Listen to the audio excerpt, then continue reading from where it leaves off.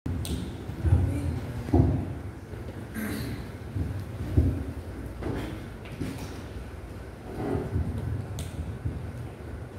shalom. Ya, perlu semangat. Shalom. Ya baik, puji Tuhan.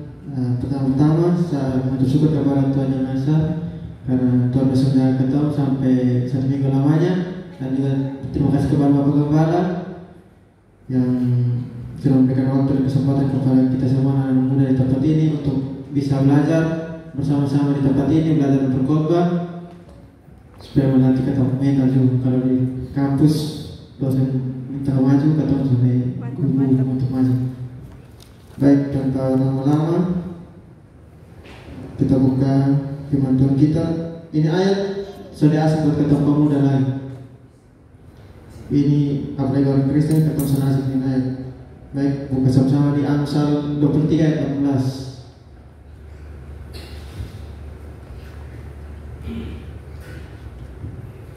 Amsal 23 ayat 14. Yang sudah dapat katakan amin. Lebih keras ya. Ya, mantap. Baik, mari kita baca sama-sama. Amsal 23 ayat 16. 1, 2, 3. Karena masa depan sungguh ada dan harapanmu tidak akan hilang. Satu kali lagi. Karena masa depan sungguh ada dan harapanmu tidak akan hilang. Bicara masa depan ini, teman-teman pikiran apa? Kalau bicara masa depan, pasti banyak. Salah satu. Baik, sini kita mau ngomong tentang cita-cita. Sebelum itu tema yang kita akan malam hari ini, melakukan segala sesuatu untuk masa depan yang kami bilang. Amin. Di sini semua punya cita-cita toh? Atau saudara yang punya cita-cita di sini? Ada. Pasti kata semua tentu pasti ada cita-cita. Dan saya harap cita-cita yang kita impikan atau kita mau gapai itu, kita bukan hanya berdoa saja, tapi pasti kita bekerja, usaha, dan belajar juga. Dalam kita menggapai kita cita-cita itu pasti ada namanya tantangan yang datang di sini orang.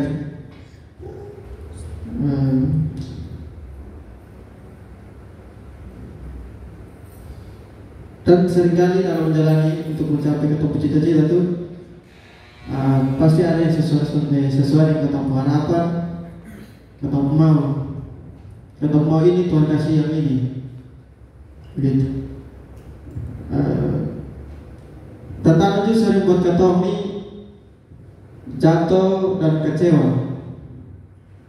Para orang biasa bilang anak-anak muda itu punya semangat yang menggebu-gebu sampai pantang menyerah, tapi karena ketemu satu tentara ketemu langsung menyerah dengan keadaan. Mungkin dalam pada saat keadaan itu ketemu kecewa atau dalam kehidupan Indonesia. Teman-teman pernah dengar kata takdir kesan? Kata takdir. Pernah kesan deh? Suara semangat sedikit. Pokok musuh begini, semangat, cukup yang semangat. Pernah atau? Benar, orang-orang bilang tuh ketemu pasti bisa melawan takdir. Namanya takdir itu kata manusia bisa lawan, atau hanya bisa mencegahnya atau mengubah kata takdir itu masih bisa. Tapi untuk menghindar dari takdir itu sudah bisa. Namun saya bilang kepada teman-teman semua, kita harus selalu bersyukur. Apapun yang kita terima itu pasti Tuhan mau yang baik untuk kita semua.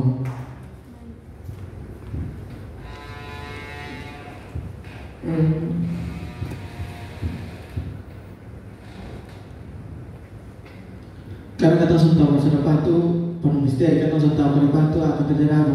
Setelah teman-teman pulang ibadah ke depan, kita sudah tahu apa yang akan terjadi terhadap diri kita pribadi masing-masing. Ketidaktahuan akan masa depan seharusnya membuat kita lebih bersemangat untuk menghadapi hari esok. Karena apa?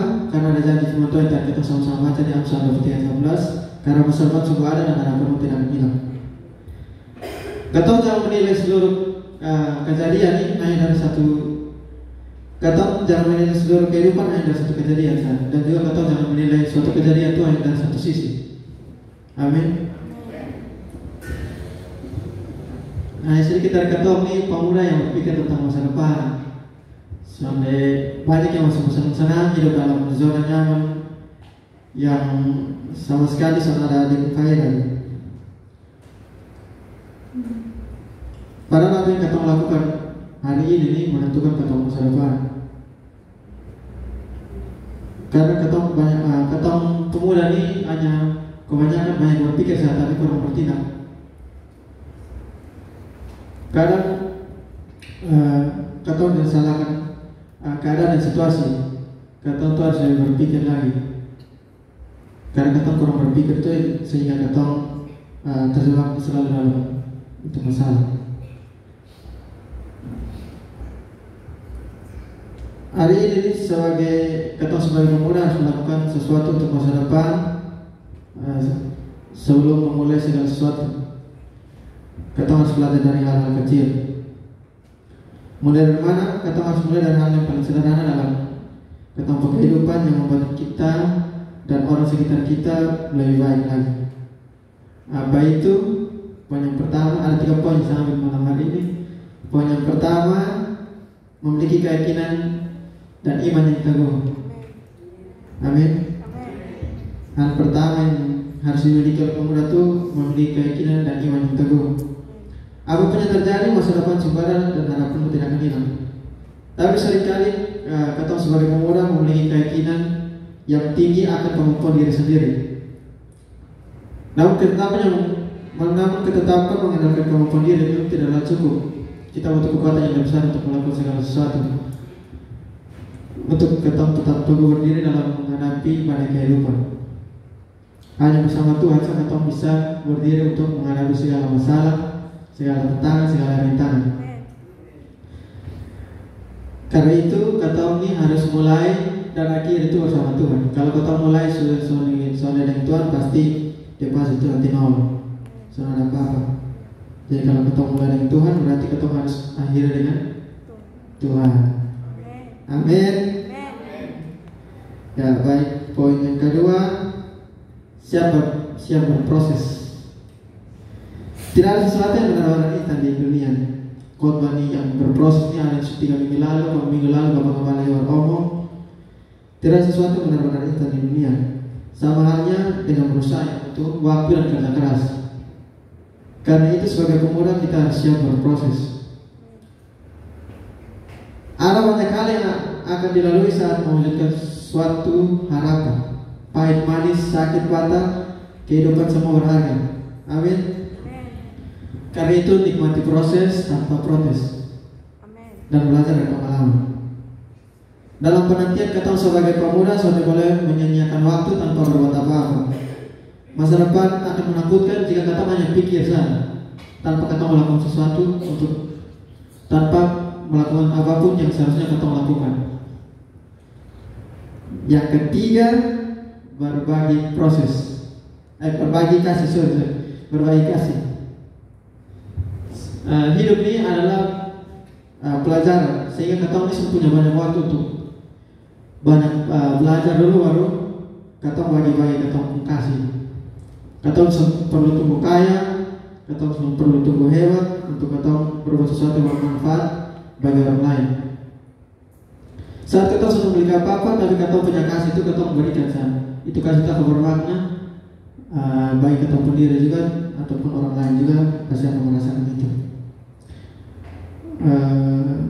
Saat ketong bisa mengubah dunia,